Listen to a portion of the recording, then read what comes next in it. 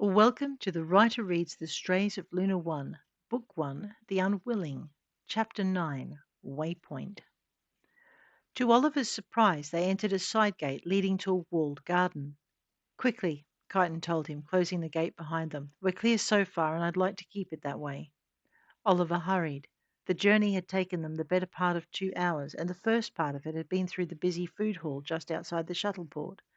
If anyone was going to acquire him, that was where they'd stood the greatest chance. Relax, Tally told him as she led him across it. This is where we discover if we've fooled the bioscans. They what? Oliver gave her a startled glance and then remembered his role and snarled at a passing spacer. The man slid away from him, fear turning to annoyance when he saw the young woman holding the leash. You should know better, he snapped. It's her birthday, Kyton intervened smoothly, and I promised her a puppy and an ice cream. That thing is not a puppy, the spacer told him, and Telly had knelt down beside Oliver and wrapped her arms around his neck. Don't you listen to the mean man, she cooed, covering Oliver's ears. He doesn't know what he's talking about. Oliver gave the mean man a threatening growl, and the guy backed up a couple of steps, looking at Kyton. Yeah? Well, I hope the ice cream turns out better, he managed, hurrying quickly away.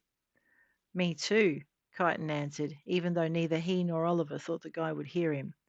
Mean, Tally reproved, but Kyton ignored her and the spacer kept walking.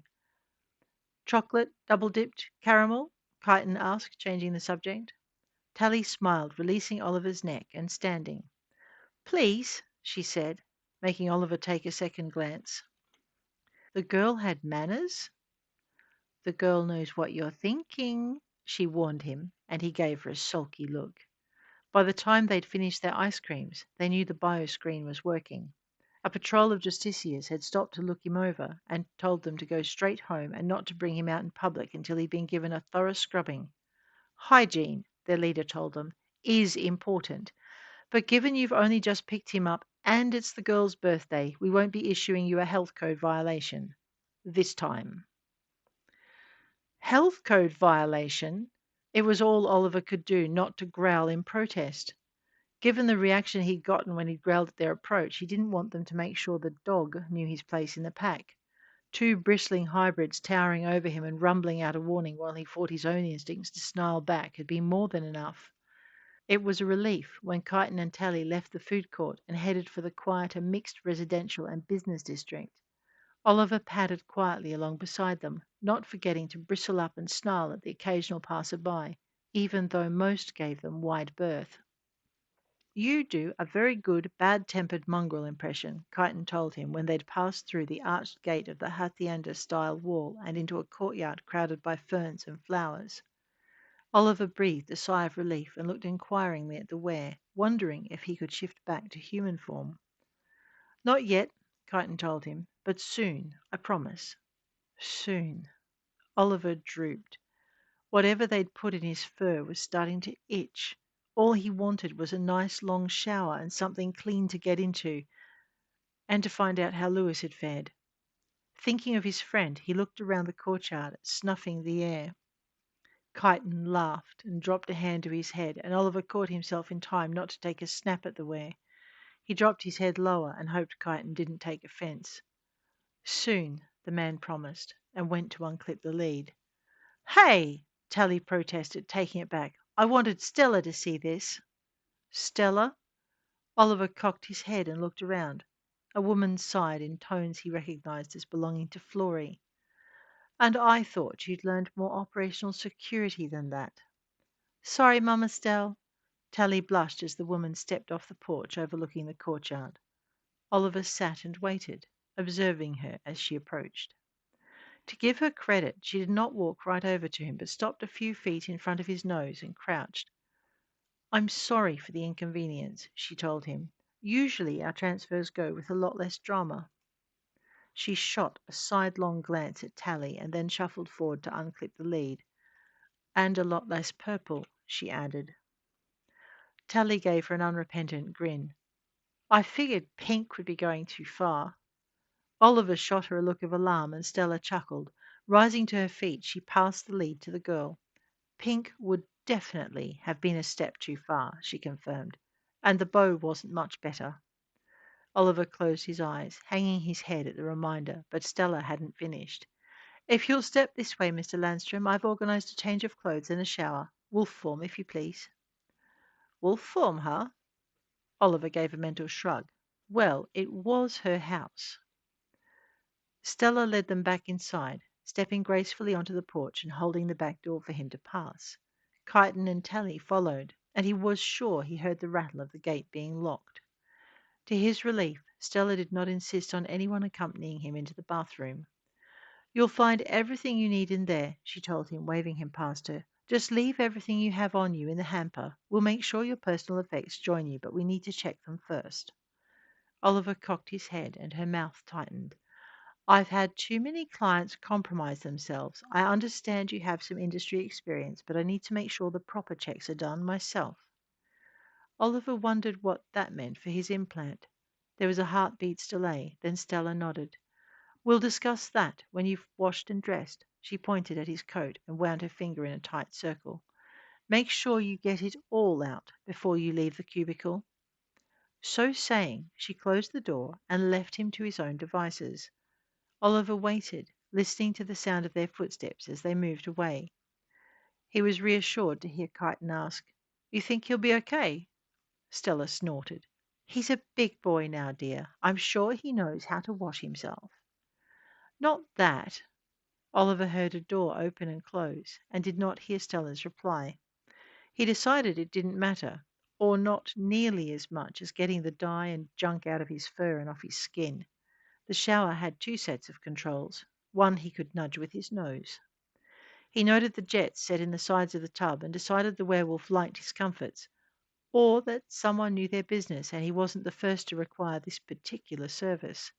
His skin shuddered, and he didn't delay any longer.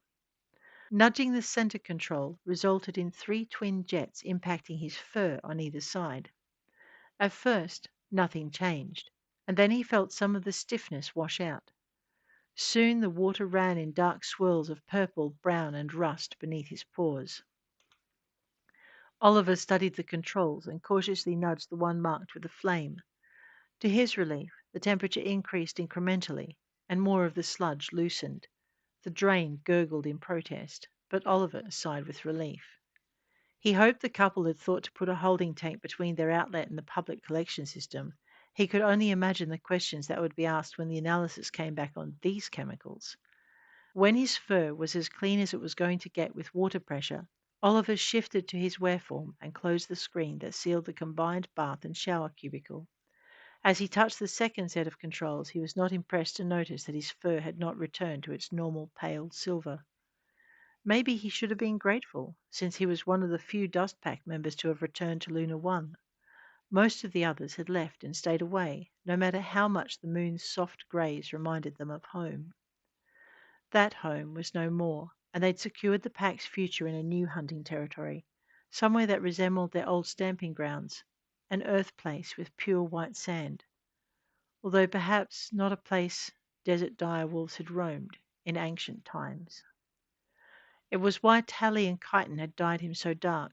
His pack had a predominance of lighter fur and pale-coloured eyes, features that only made him easier to find. His pack. Oliver's gut went into free fall, and he leaned against the shower wall, his claws scraping against the tiles and the ceramic coating the tub beneath. He'd lost his pack.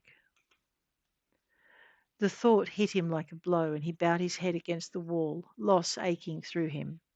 A flicker in the lights brought him back to the present, and he picked up the shampoo and conditioner standing on a shelf at one end of the shower. More of the dye ran out, but not enough, not even when he turned the heat up. When his fur remained a soft purple rust and no more colour ran down the drain, Oliver sighed again and shifted to human form. Perhaps the colour wouldn't be so noticeable now. His skin was darker too, even when he scrubbed himself over with a soap-soaked flannel. Lewis was going to have a field day. After several long minutes, Oliver admitted defeat and cut the water flow. It didn't take him long to towel off and get into the simple dark blues of a courier or ship's crewman. He wondered which ship and whose colours he was wearing, and if the crewmen had been stuffed into a pod while he took their place. Tally was waiting when he emerged from the bathroom. Oliver glanced back at the colour-streaked tub and gave her an apologetic look. "I'm sorry for the mess." She shrugged. "It's all part of the job," she told him, sounding more mature than before. She cocked her head at the thought. "You have to understand the need for a public face," she told him, then indicated her features with a swirl of her hand. "This is my private one." Her eyes remained a crazy mix of blue and cat yellow green, and Oliver's wolf still found her fascinating. As if catching the thought, she tilted her head the other way, then shrugged. "Sorry, wolf boy. The effect will wear off. It just takes time." Somehow Oliver doubted it, but he wasn't going to say that. There was no need to freak the kid completely out. "Takes more than a wolf to do that," Tally told him, and turned. "My folks are waiting." Deciding he'd pushed his luck as far as he wanted with this particular sigh, Oliver said nothing as he followed. Tally led him to a comfortably furnished dining room and a meal. To his relief, they did not expect him to eat alone, and lunch had been a very long way away. "Any news?" he asked as Tally showed him to his seat. "Your friend is already stacked and prepped for loading with the next shipment," Stella informed him. "You'll be joining him just as soon as I've secured your implant." Joining him? "Unless you wish to travel separately?" she asked. Up until she'd suggested it, Oliver hadn't thought of the possibility. Now that she had, he considered it. "No," he decided after a moment's consideration. "Thank you, but—" She studied him for a long moment before nodding and changing the subject. "I downloaded the data he collected and packaged it for the client. I'm not sure it'll be enough to get the company off your back, but delivery will close the contract. What the client decides to do next is beyond my control." Oliver nodded, watching as Tally poured water into thick glass tumblers. Now that he knew what she was, he could see the cat reflected in the way she moved. She gave him a look that told him to leave her alone, so he tried to focus on Stella instead. "What comes next?" he asked. "Next?" Stella smiled and indicated their meals. "We eat, and then Kyton will show you to the warehouse." Oliver nodded and focused on the rice and stir-fried chicken. While it wasn't steak, it was still better than what he and Lewis usually ate, and supplemented by vegetables he guessed were homegrown. It made him wish their work allowed for the kind of care such a garden required. And if it had, he wondered, leaving would be even harder. Shaking the thought away, he thought about what lay ahead, what he and Lewis were going to do. Now they had to. "You can always join a mercenary company," Kyton told him. "I have a few names." Oliver swallowed the mouthful he'd just taken, his face flushing as he remembered Tally and her penchant for gathering data that was none of her business. Stella smiled. "What you plan to do next is very much our business," she informed him. "We need to know our operations are safe. Those names Kyton has would provide an extra layer of security for us, as well as giving you a better chance of staying ahead of the Justiciars and the bounty hunters. Mercs don't like having their operations interfered with." Oliver breathed again. "Thank you," he managed, and resumed eating. This time no one spoke until their plates were empty. Kyton set his fork aside at the same time as Oliver pushed his plate away.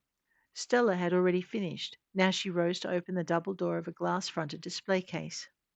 Kyton rose too, and Oliver followed, his eyes widening as Stella pulled the entire front of the display case toward herself, opening it like a door to reveal a stairwell behind it. "Come on," Kyton said. "It's nearly loading time, and I want you in a pod before the courier gets there." "A pod?" Kyton paused, his hand on the doorframe. "Sure. We put you aboard sleeping, and Chief Harper will wake you once they hit deep space, so you can supervise the pup." He frowned. "You do know how, don't you?" Oliver gulped and nodded. Snippets of memory flitted back, earlier changelings, another life, and one he hadn't wished to return to. "I know," he confirmed, and heard Talia gasp. The snarl that rippled out of him as he turned was real, and the girl scooted back from the table. Oliver growled a second time when Stella laid a hand on his arm and heard Kyton's answering rumble. "I'm sorry," Talia said. "You are only doing what you'd been asked," Stella told her firmly. "And now we know that Mr. Landstrom can do what he says he can." Oliver glanced at her, and her eyes challenged him to deny it. With a sigh, he shook himself and looked to Kyton. The were turned abruptly and led the way down the stairs, and Oliver followed. There were no doors in the passage at the bottom of the stairs, which intrigued him, but now was neither the time nor the place to ask. Kyton set a brisk pace, and he had to hustle to keep up. The pair travelled in silence, and they soon reached another staircase leading up to a small room. Metal rang as they climbed it to emerge into a space with one wall occupied by empty pods and two more covered in shelves of chemicals. The warehouse proper is out there, Kyton told him, then indicated one of the pods. The bottom one's yours. Oliver bowed his head and took a moment to let his mind adjust to the fact he was climbing into a coffin-like container where he'd be at the mercy of someone he didn't know. Kyton waited, letting him wrap his head around it, raising the lid when Oliver looked up. We've worked with Chief Harper for several years, the wolf told him, ever since they put the domed city in place. You'll like her. Oliver managed a brief nod of acknowledgement and then climbed into the pod. It was hard to stay there as Kyton leaned over him to check the container's settings, and he closed his eyes. Thank you, he managed, opening his eyes in time to see Kyton straighten and grasp the top of the pod. No problem, Kyton replied, and pulled the lid closed. Oliver closed his eyes again as it descended, flinching as it sealed above him. The multiple pinpricks of the pod putting him under were almost a relief.